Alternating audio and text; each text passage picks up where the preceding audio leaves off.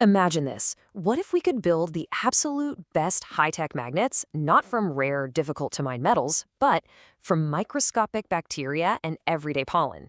Yeah, I know, it sounds like something straight out of science fiction, but it's a very real and very cool concept we're going to break down right now. So, what do all these things have in common? Well, the answer is magnets. You see, powerful magnets are these hidden workhorses of our modern world. And the crazy thing is, the journey to create a better, cleaner magnet might just start with the very same pollen a bee collects. All right, so here's our roadmap. We're going to start with the big problem we're facing with magnets today. And then we'll dive into this incredible solution that nature has come up with. After that, we'll walk through the actual recipe for making these biomagnets, check out some seriously futuristic upgrades, and finally, look at what it'll take to make this whole thing a reality. So let's kick things off with the fundamental challenge here. Why do we even need a new kind of magnet in the first place? What's wrong with the ones we have? Well, from the motor that powers an electric car to the tiny speaker in your phone, it's all running on permanent magnets. The problem is, the most powerful ones, the ones we really want, are made with rare earth elements. And that creates this huge dependency on a supply chain that's, frankly, both environmentally destructive and geopolitically messy.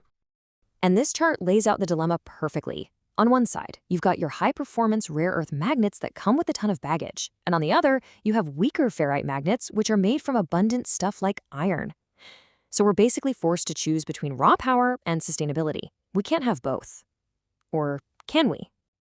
This is where our story takes a brilliant turn. Instead of digging deeper into the earth for a solution, researchers are looking at two of nature's most overlooked microscopic marvels.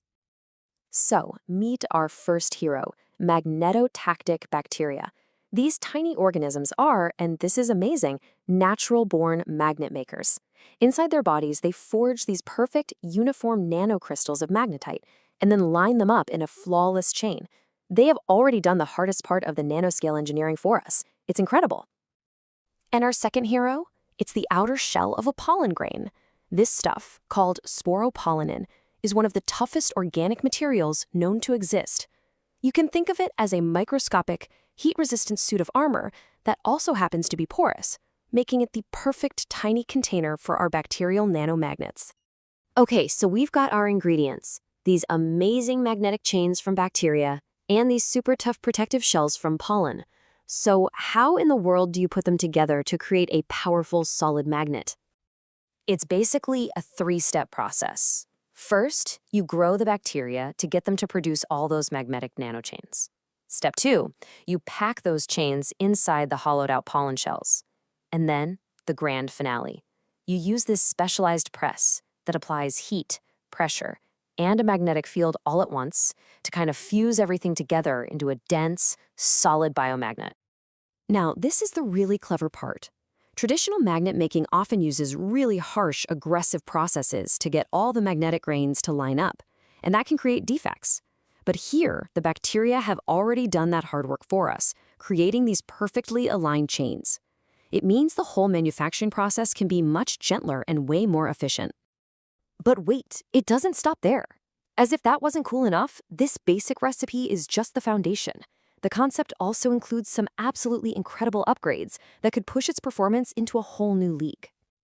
So, there are two key upgrades on the table. The first one, which they're calling Bio-Alnico Light, adds a special nanocoating to dramatically boost the magnet's strength. The second one is even more futuristic. They want to coat the magnet with a material that actually reacts to light. And that second upgrade leads to something that is truly mind-bending. Just imagine a permanent magnet whose strength you can temporarily boost just by shining a light on it. It's wild. So in the dark, the magnet just has its normal baseline strength. But when you hit it with UV light, its magnetic coercivity, which is basically its resistance to being demagnetized, gets a massive, reversible 45% boost. This could open the door for entirely new kinds of devices, like light-activated sensors or tiny microvalves.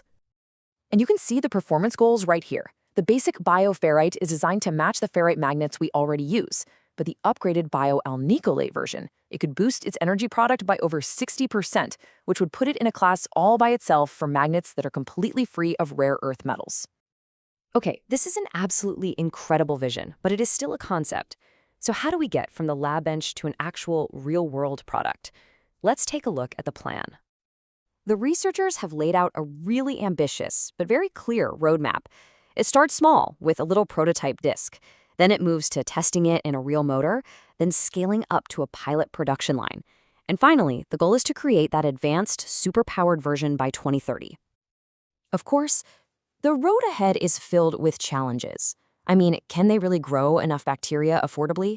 Can they keep those perfect little nanochains from breaking during the pressing process? And will that light-activated effect work in a solid chunk of magnet or just on the surface? These are the major hurdles they're going to need to clear. But at the end of the day, it all comes down to this number.